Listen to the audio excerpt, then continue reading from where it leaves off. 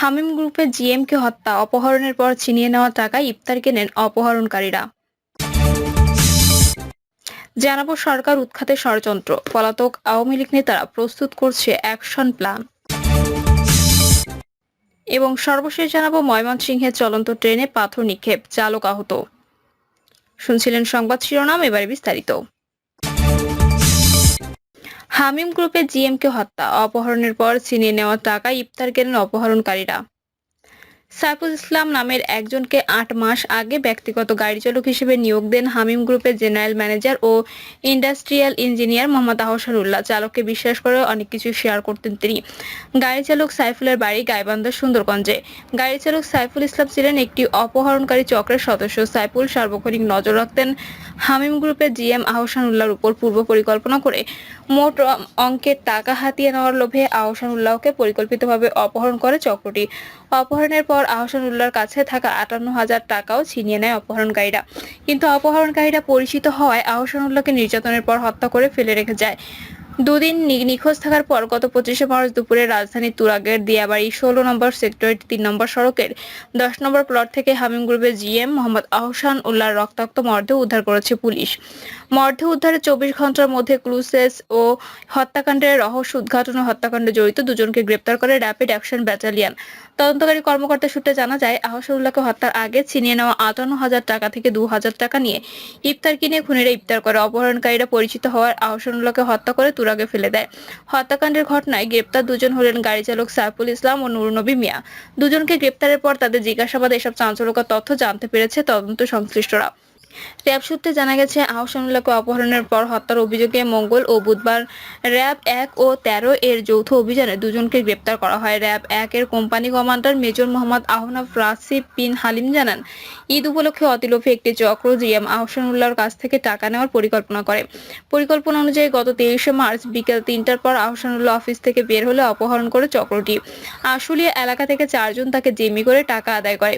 খুনিরা গত ৭ মাস ধরে আহসানুল্লাহর সব খোঁজ খবর রাখতেন উল্লেখ করে র্যাবের এই কর্মকর্তা বলেন, গ্রেপ্তার গাড়ি চালক সাইফুল ইসলাম আহসানুল্লাহর লাইফস্টাইল থেকে শুরু করে সবকিছু জানত। ঈদের জন্য কিছু টাকা উসুল করতে চেয়েছিল অপহরণকারী চক্রটি। টাকা নেওয়ার পর তারা ভাবেন আহসানুল্লাহকে ছেড়ে দিলে তাদের পরিচয় বলে দেবে। এরপর তাকে নির্যাতনের পর মেরে তুরাগে নিয়ে ফেলে দেওয়া হয়। এ ঘটনায় আরো দুজন আসামি পলাতক, তাদের গ্রেপ্তারে অভিযান চলছে। এ বিষয়ে তুরাগ থানার ভারপ্রাপ্ত কর্মকর্তা মোহাম্মদ রাহাত খান জানান, গ্রেপ্তারদের জিজ্ঞাসাবাদ চলছে, আরো কয়েকজন নজরদারিতে আছে। পুলিশ ও পারিবারিক সূত্র জানায়, আহসানুল্লাহ হামিম গ্রুপের Ashulia that's it sportswear লিমিটেডের জিএম হিসেবেও কর্মরত ছিলেন। তার বাসা তুরাগ থানাধীন চন্দলভোগ এলাকায়। বাসা থেকে নিজস্ব প্রাইভেট কারে অফিসে যাতায়াত করতেন। প্রতিদিনের মতো গত রোববার সকালেও অফিসের কাজের উদ্দেশ্যে বাসা থেকে গাড়ি নিয়ে বের হন আহসানুল্লাহ। গাড়ি চালাচ্ছিলেন তার ব্যক্তিগত চালক গ্রেপ্তার সাইফুল ইসলাম। এরপর থেকে আহসানুল্লাহ খুঁজে পাওয়া যায়নি। নিখোঁজের দুদিন পর তার মরদেহ উদ্ধার করে পুলিশ। সরকার উৎখাতে ষড়যন্ত্র, পলাতক আওয়ামী লীগ নেতারা প্রস্তুত করছে অ্যাকশন প্ল্যান। খোলস ছেড়ে ধীরে ধীরে গর্ত থেকে বেরিয়ে আসতে শুরু করেছেন ক্ষমতাচ্যুত আওয়ামী লীগের পলাতক নেতারা। বিশেষ করে ভারত সহ বিভিন্ন দেশে আশ্রয় নেওয়া এই দলটির সাবেক মন্ত্রী, সংসদ সদস্য সহ শীর্ষ নেতাদের অনেকে ইফতার পার্টির নামে নয়া ষড়যন্ত্রে মেতে উঠেছেন। মূলত বাংলাদেশের ভেতরে অস্থিতিশীল পরিস্থিতি তৈরি করে ডক্টর মোহাম্মদ ইউনূসের সরকারকে উৎখাত করাই তাদের প্রধান লক্ষ্য। আওয়ামী ঘনিষ্ঠ দেশি বিদেশি চক্র এই এজেন্ডা বাস্তবায়নে এখন পুরো মাত্রায় সক্রিয়। এজন্য কলকাতায়, আগরতলা, মেঘালয় ও দিল্লির মাটিকে নির্বিঘ্নে ব্যবহার করার সুযোগও পাচ্ছেন পলাতক আওয়ামী লীগের নেতারা। ষড়যন্ত্র সফল করতে কোর গ্রুপ তৈরি করে ঘন ঘন বৈঠকে বসছেন তারা। মধ্য রমজান থেকে শুরু করে এখনো পর্যন্ত অন্তত ৫ দফা বৈঠকে মিলিত হওয়ার খবর মিলেছে। এদিকে ভারত ছাড়াও যুক্তরাষ্ট্র, যুক্তরাজ্য, Canada, Belgium, Australia, Dubai, Thailand, Malaysia, Singapore সহ বিভিন্ন দেশে পালিয়ে থাকা আওয়ামী লীগ নেতারাও ডক্টর মোহাম্মদ ইউনূসকে হঠাতে একাত্তা। কিভাবে বিদেশে বসে দেশের মধ্যে নানা রকম অঘটন ঘটিয়ে সাধারণ মানুষকে সরকারের বিরুদ্ধে খেপিয়ে তোলা যায়, সেই পরিকল্পনা চূড়ান্ত করা হচ্ছে। সবশেষ ষড়যন্ত্র উত্তপ্ত করাইয়ে ঘি ঢালার ব্যবস্থা তৈরি হয়েছে ডক্টর মোহাম্মদ ইউনূসের বর্তমান চিফ সফরকে কেন্দ্র করে। এই সফরের সবচেয়ে বেশি ক্ষুব্ধ ভারত, কেননা ঢাকা যদি এ মুহূর্তে ভূরাজনৈতিক স্বার্থ সুরক্ষার প্রশ্নে চীনের কবজায় চলে যায়, তাহলে ডক্টর ইউনূস সরকারকে বেকায়দায় ফেলতে বেশ বেগ পেতে হবে। নির্ভরযোগ্য একাধিক সূত্রে এসব তথ্য নিশ্চিত করেছে। এ বিষয়ে জানতে চাইলে পুলিশের এআইজি এনামুল হক সাগর বলেন, আমরা কোনো রকম নাশকতার আশঙ্কা করছি না, তবে আগের চেয়ে গোয়েন্দা তৎপরতা আরো বাড়াতে হচ্ছে। যে কোনো পরিস্থিতি মোকাবেলায় আইন শৃঙ্খলা বাহিনী প্রস্তুত আছে। কেউ কোনো ধরনের নাশকতা সৃষ্টির চেষ্টা করছে না, শক্ত হাতে প্রতিহত করা হবে। জানা যায় রোববার কলকাতার রাজারহাট এলাকায় অবস্থিত নিউ টাউন প্লাজায় একটি ইফতার পার্টির আয়োজন করেন সেখানে পালিয়ে থাকা পতিত আওয়ামী লীগের নেতারা। সাবেক স্বরাষ্ট্রমন্ত্রী আসাদুজ্জামান খান কামাল, আওয়ামী লীগের সভাপতি মণ্ডলীর সদস্য জাহাঙ্গীর কবির নানক, যুগ্ম সাধারণ সম্পাদক আফম বাহাউদ্দিন নাছিম, গাজীপুর সিটি কর্পোরেশনের সাবেক মেয়র জাহাঙ্গীর আলম, যুবলীগের সাধারণ সম্পাদক মাইনুল হোসেন সহ পিরোজপুর 2 আসনের সাবেক সংসদ সদস্য মঈনুদ্দিন মহারাজ। সূত্র জানায়, ফেনী 2 আসনের সাবেক সংসদ সদস্য ও আওয়ামী লীগ নেতা আলাউদ্দিন আহমেদ চৌধুরী নাসিম ছিলেন এই ইফতার পার্টির আয়োজক। পরদিন সোমবার একই স্থানে আওয়ামী লীগের নিষিদ্ধ ঘোষিত ছাত্র সংগঠন ছাত্রলীগের পলাতক শতাধিক নেতা ইফতার পার্টির নামে মিলিত হন। বাগেরহাট 4 আসনের সাবেক সংসদ সদস্য ও নিষিদ্ধ ঘোষিত ছাত্রলীগের সাবেক সভাপতি এইচ.এম. বদিউজ্জামান সোহাগ ছিলেন এই ইফতার পার্টির আয়োজক। প্রধান অতিথি হিসেবে সাবেক স্বরাষ্ট্রমন্ত্রী আসাদুজ্জামান খান কামালও এখানে উপস্থিত ছিলেন। জানা যায়, দুটি ইফতার পার্টিতেই আসাদুজ্জামান খান কামাল অন্তর্বর্তীকালীন সরকারের প্রধান উপদেষ্টা ডক্টর মোহাম্মদ ইউনূসকে অবৈধ উল্লেখ করে তার সরকারকে যে কোনো মূল্যে উৎখাতের জোরালো ভূমিকা পালনের নির্দেশ দেন। এ সময় তিনি আরো বলেন, অস্ত্র এবং অর্থ এসবের কোনো অভাব হবে না। যেভাবে পরিকল্পনা করা হচ্ছে সেভাবে আপনারা আপনাদের কাজটা ঠিকঠাক করুন। সাবেক এই স্বরাষ্ট্রমন্ত্রী বলেন, ডক্টর মোহাম্মদ ইউনূসের সরকারকে যত দ্রুত উৎখাত করা যাবে, আওয়ামী লীগের ফিরে আসাটাও তত দ্রুত সহজ হবে। জানা যায়, অন্তর্বর্তী সরকারকে উৎখাতের ষড়যন্ত্রে লিপ্ত নেতাদের মধ্যে অন্যতম আলাউদ্দিন আহমেদ চৌধুরী নাসিম। তিনি এর আগে 10 জানুয়ারি কলকাতার নিউ টাউন এলাকায় কলকাতার নিউ টাউন অ্যাক্সিস মহলে একটি বৈঠকের আয়োজন করেন। ওই বৈঠকেও শতাধিক আওয়ামী লীগ নেতা উপস্থিত ছিলেন। সেখানে তিনি শেখ হাসিনার নির্দেশনা বাস্তবায়নের পরিকল্পনা মোতাবেক অন্তর্বর্তী সরকার বিরোধী আন্দোলনে সবাইকে সক্রিয় হওয়ার নির্দেশ দেন। সূত্র জানায়, আলাউদ্দিন আহমেদ চৌধুরী নাসিম একসময় ছিলেন পতিত স্বৈরাচার শেখ হাসিনার প্রোটোকল অফিসার। এর বাইরে তিনি শেখ হাসিনার ছোট বোন শেখ রেহানার ফান্ড ম্যানেজার হিসেবে পরিচিত। আওয়ামী লীগ সরকারের আমলে গত 1.5 দশকে বিদ্যুৎ ও জ্বালানি খাত সহ মাদক ব্যবসা, নিয়োগ ও বদলি বাণিজ্য, টেন্ডারবাজি, ঘুষ, চাঁদাবাজির মাধ্যমে হাজার হাজার কোটি টাকা অবৈধ সম্পদ অর্জন করেন। কানাডা সহ বিশ্বের বিভিন্ন দেশে অর্থ পাচার করা পলাতক এই আওয়ামী লীগ নেতার ঢাকায় রয়েছে বড় পরিসরের মদের ব্যবসা, যিনি নিজ এলাকা ফেনীতে গড়ে তোলেন অনিয়ম ও দুর্নীতি স্বর্গরাজ্য। একইভাবে মাদক ব্যবসা, নিয়োগ ও বদলি বাণিজ্য, টেন্ডারবাজি, ঘুষ, চাঁদাবাজির মাধ্যমে হাজার হাজার কোটি টাকার অবৈধ সম্পদের মালিক হয়েছেন এইচ.এম. বদিউজ্জামান সোহাগ। অভিযোগ রয়েছে, ডক্টর ইউনূস সরকারকে উৎখাত করতে পতিত এবং পলাতক আওয়ামী লীগ নেতাদের বিপুল পরিমাণ অবৈধ অর্থ এখন ব্যয় করা হচ্ছে।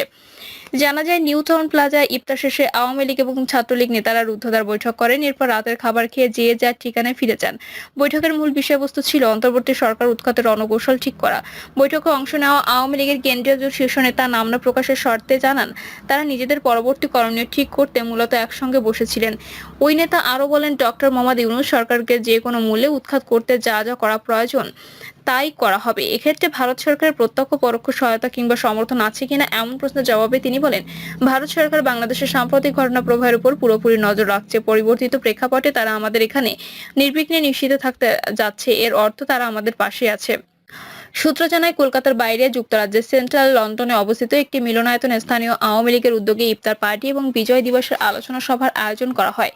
আওয়ামী লীগের সভাপতি মণ্ডলীর সদস্য ও সাবেক মন্ত্রী আব্দুর রহমান, সাংগঠনিক সম্পাদক ও সাবেক প্রতিমন্ত্রী খালিদ মাহমুদ সহ আরো অনেকে এতে অংশ নেন। ডক্টর ইউনূসের নেতৃত্বাধীন সরকারকে উৎখাত করতে ওই বৈঠক থেকে আব্দুর রহমান দলের নেতাকর্মীদের সর্বশক্তি নিয়োগ করার আহ্বান জানান। জানা যায়, একই দিন অস্ট্রিয়ার ভিয়েনায়, বেলজিয়াম, কানাডা, যুক্তরাষ্ট্র সহ একাধিক জায়গায় ইফতার পার্টির পাশাপাশি বিজয় দিবস উপলক্ষে আলোচনা সভার আয়োজন করে স্থানীয় আওয়ামী লীগ। বেলজিয়াম আলোচনা সভায় সাবেক মন্ত্রী ও আওয়ামী লীগের যুগ্ম সাধারণ সম্পাদক ডক্টর হাসান মাহমুদ ছিলেন প্রধান অতিথি। সংশ্লিষ্ট একাধিক সূত্র বলছে, হঠাৎ গদিহারা হয়ে কিছুটা কিংকর্তব্য বিমূঢ় আওয়ামী লীগের পলাতক নেতারা প্রথম দিকে কিছুদিন চুপচাপ ছিলেন, কিন্তু সম্প্রতি তারা বেশ সরব এবং সক্রিয় হয়ে উঠেছেন। বিশেষ করে কলকাতা, আগরতলা, দিল্লি, মেঘালয় সহ পশ্চিমবঙ্গের বিভিন্ন স্থানে পালিয়ে আশ্রয় নেওয়া আওয়ামী লীগের নেতারা কিছুদিন ধরে দফায় দফায় বৈঠক করেছেন। এসব বৈঠকের মূল এজেন্ডা অন্তর্বর্তী সরকার এবং দেশের আইন শৃঙ্খলা পরিস্থিতির প্রশ্নবিদ্ধ করা। দেশকে অস্থিতিশীল করার পাশাপাশি আসন্ন ঈদ ও বৈশাখকে ঘিরেও চলছে সরকার উৎখাতের নানামুখী ষড়যন্ত্র। সূত্রগুলো বলছে, ঈদের পর দেশে নাশকতামূলক বড় ঘটনা যেসব গোয়েন্দা আভাস ইতোমধ্যে প্রকাশ্যে এসেছে, এর নেপথ্যে রয়েছে আওয়ামী এই কোর গ্রুপ সহ দেশি বিদেশি একাধিক চক্র।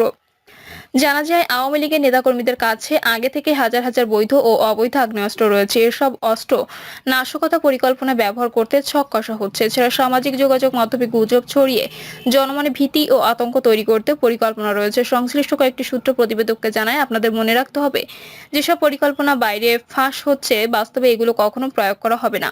এ ধরনের পরিকল্পনা যদি ফাঁস হয়ে যায়, সেটি তো আর ষড়যন্ত্র থাকে না। ফলে সরকার উৎখাতের অংশ হিসেবে যা ঘটবে এবং যা যা করা হবে তা কেউ আগাম ইসলাম জানতে পারবে না। জানতে চাইলে এ প্রসঙ্গে বিএনপির স্থায়ী কমিটির সদস্য মেজর হাফিজ উদ্দিন বলেন, পতিত স্বৈরাচার শেখ হাসিনা এবং ৮ দলের লোকজন বিদেশে বসে দেশকে অস্থিতিশীল করার জন্য ষড়যন্ত্র শুরু করেছে। তারা ফ্যাসিবাদী কায়দায় ফিরে আসতে নানা রকম ষড়যন্ত্র করবে, এটাই স্বাভাবিক। তবে এজন্য দেশপ্রেমিক সবাইকে ইস্পাত কঠিন ঐক্য গড়ে তুলতে হবে। ২৪-এর গণঅভ্যুত্থানের চেতনায় সবাই যদি ঐক্যবদ্ধ থাকে তাহলে কোনো শক্তি কিছু করতে পারবে না। প্রিয় দর্শক, এই ছিল এখনকার সর্বশেষ সংবাদ। আপডেট সব সংবাদ পেতে চ্যানেলটি সাবস্ক্রাইব করে বেল আইকনটি ক্লিক করে রাখুন।